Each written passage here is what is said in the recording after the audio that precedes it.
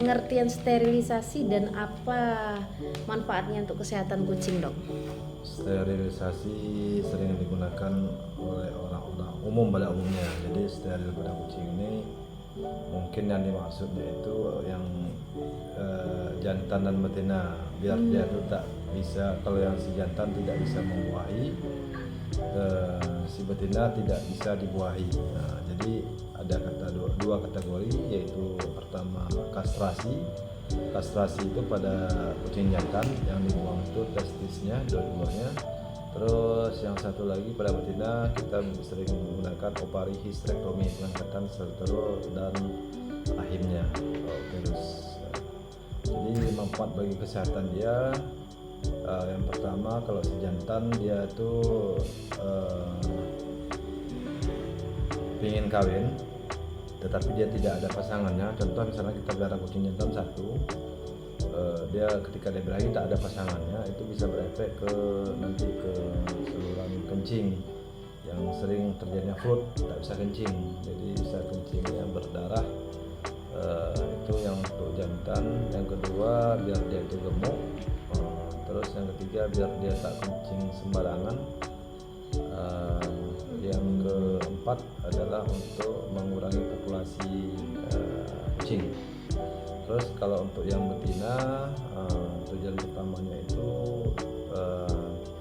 kita angkat rahim dan sel telurnya itu biar dia itu tidak mempunyai keturunan lagi, tapi dianjurkan itu yang sudah pernah melahirkan. Kalau yang belum pernah melahirkan sayang juga sih dia kan ingin juga merasakan secara alami, dia itu ingin dia kawin, ingin punya anak, paling tidak tuh sekali melahirkan. Sama juga sih sama kayak yang si jantan betina ini, untuk mengurangi populasi.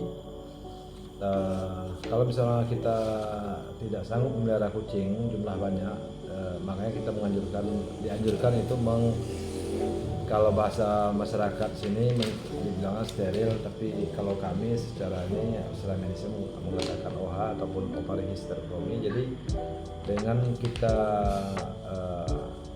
memelihara kucing cuma beberapa ekor, artinya si betina yang sudah kita angkat rahimnya jadi lebih terjaga, terawat, dan pola makannya pun lebih hemat. Yang berikutnya, si betina ini kalau biasanya tuh kalau lagi berakhir kan akan mencari jantan, dia akan kesana kemari. Jadi dia tidak akan kemana-mana karena dia tidak akan mengalami masanya lagi.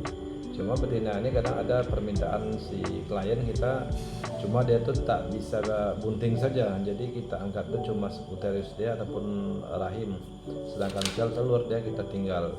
Tapi dia itu ketika masa birahi dia tetap akan birahi, dia tetap akan kawin, tapi tidak ada tempat untuk yang dibawahinya, artinya tempat jalinan sudah kita angkat. Itu tergantung si kliennya. Kalau saya siap keduanya, tergantung permintaan. Oke. Kalau di bahasa sehari-harinya kita dengar ada orang bilang kebiri ya, Dok, ya? Kebiri untuk jantan. Oh, kebiri itu yang untuk jantan. Baik dokter, kemudian kalau kebiri ini dalam kondisi sehat itu tuh boleh ya, Dok, ya?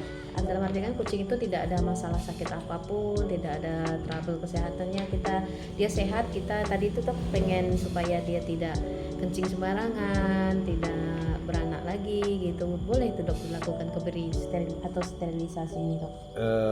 Dianjurkan kita melakukan kastrasi dan OH itu memang dalam keadaan yang sehat. Kalau sakit kita tidak, karena kita menggunakan anestesi umum.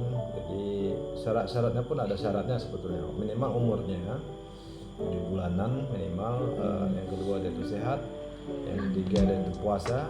Terus seharusnya itu kita cek darah dulu. Sanggup atau tidaknya, siap atau tidaknya kita lakukan kastrasi. Prosedurnya puasa minimal 8 jam, puasa makan minum. Jadi puasa itu tadi supaya tidak muntah ya, Dok? Ya, menghindari muntah. Yang kita khawatirkan itu nanti ketika di meja operasi dia muntah bisa tersedak. Itu bisa berakibat fatal juga. Syaratnya. Terus kalau ditambahkan kalau untuk betina itu tidak dianjurkan dia itu dalam posisi lagi birahi, karena pembuluh darahnya itu banyak, terus si rahimnya itu ataupun uterusnya akan tegang, jadi agak susah kita melakukan tindakan. Jadi tidak dianjurkan yang kondisi dalam keadaan yang lagi birahi. Lagi birahi tidak dianjurkan. Oke. Baik dok. Kemudian ada dengan kebiri itu bisa mencegah kencing batu pada kucing. Apa benar itu dok? Itu betul, tak salah ibu tuh yang saya bilang tadi. Ketika dia itu ada hasrat, ada nafsu, dia ingin kawin, tetapi dia itu tidak ada pasangannya. Kalau kucing kita tidak kita kastrasi, jadi lama-lama spermanya itu kayak orang cowok juga, kayak orang pria. Kalau dia itu tidak mengeluarkan itu menjadi prostat ya, jadi tersumbat karena karena saluran kencing si jantan itu lebih panjang ketimbang betina. Jadi kalau pada betina itu jarang kasusnya. Yang pertama yang sering itu pada kucing jantan karena saluran kencingnya itu panjang. Oh gitu, yang sering pada jantan ya dok ya. Iya. Jadi kebiri ini bisa mencegah kencing batu ya salah satu. Ya, salah satunya. Kemudian dok, jadi kalau andai kata ada kucing itu udah kena kencing batu duluan, jika pengen dikebiri kembali tadi ya dok ya pastikan sehat dulu ya. Iya, pastikan sehat dulu. Karena kalau sudah kena kencing batu ataupun flu, itu kemungkinan kambuhnya itu 60% dengan kambuh balik itu. Kalau misalnya penyebabnya dari makanan. Jadi kencing batu bukan cuma dia itu pengen kawin tapi tidak ada pasangan, tapi dari pakan bisa juga, karena kita sehari-hari sering kasih makan makanan yang siap saji, yang lebihnya yang kering, yang banyak penyedapnya, jadi itu menyebabkan dia juga tak bisa kencing. Sebetulnya bukan cuma gara-gara tanpa disteril, tetapi gara-gara faktor pakan juga. Oh gitu. Berarti dok kembali ke masalah kencing batu tuh dok. Kalau untuk mencegah kencing batu tadi dok, selain dengan kebiri, berarti air minum gimana tuh dok? Ya, minum harus banyak. Harus banyak minum. Jadi kalau kurang minum, dia itu akan rawan terhadap flu ataupun tak bisa kencing. Jadi yang menyebabkan tak bisa kencing itu yang pertama tadi itu dia ingin kawin tapi tidak ada pasangannya, yang kedua dia kurang minum, yang ketiga dia stres, yang keempat faktor pakan makanannya, jadi makanannya itu kering, jadi dia makanannya kering, dia minumnya kurang, maka berakibat dia itu tak bisa kencing, nanti bisa ada penumpukan lemak di dalam saluran kencing. Berapa liter dok dalam satu hari kucing tuh harus minum dok?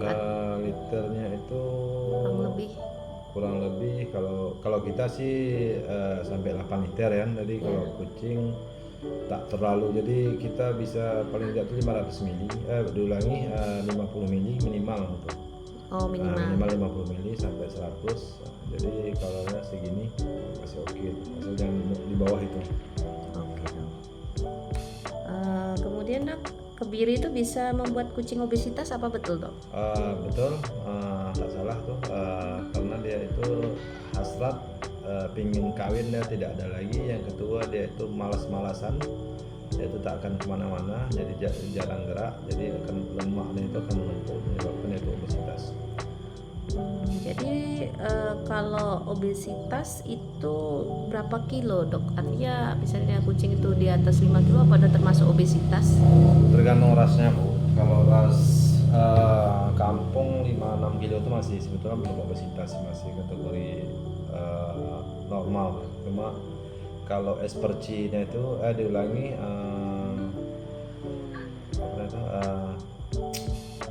tingkat gemuk dia itu ada ring 1 sampai 5. Jadi kalau itu kategori 4 itu, kalau 6 kilo itu kategori 4. Masih oke. Beda kalau kucing kampung udah 8 kiloan itu udah masuk obesitas. Oh gitu ya. Tergantung jenis rasnya juga. Tergantung jenis rasnya. Saran dok untuk takaran ideal memberi makan kucing tuh perharinya supaya tidak obesitas kira-kira berapa gitu dok? Atau berapa genggam lah kalau Kalau genggam ya, jadi kalau makan kucing kita kan harusnya itu standby di situ. Kalau SOP ya, cuma kita seringnya tuh kan kalau kasih karena sehari 2 kali, 3 kali, pagi, siang, malam. Yang jelas kita taruh makan itu dan wajib ada minum di situ. Jangan kita kasih makan tanpa ada minum, itu yang menyebabkan itu tak bisa kencing nanti bu. Jadi kalau untuk takaran saya mungkin tidak terlalu berapa jumlah kilo dia ataupun onnya, jelas dia ada tempatnya itu 2 tempat lah itu. Jadi sekali pagi sekali sore. oh gitu. Baik.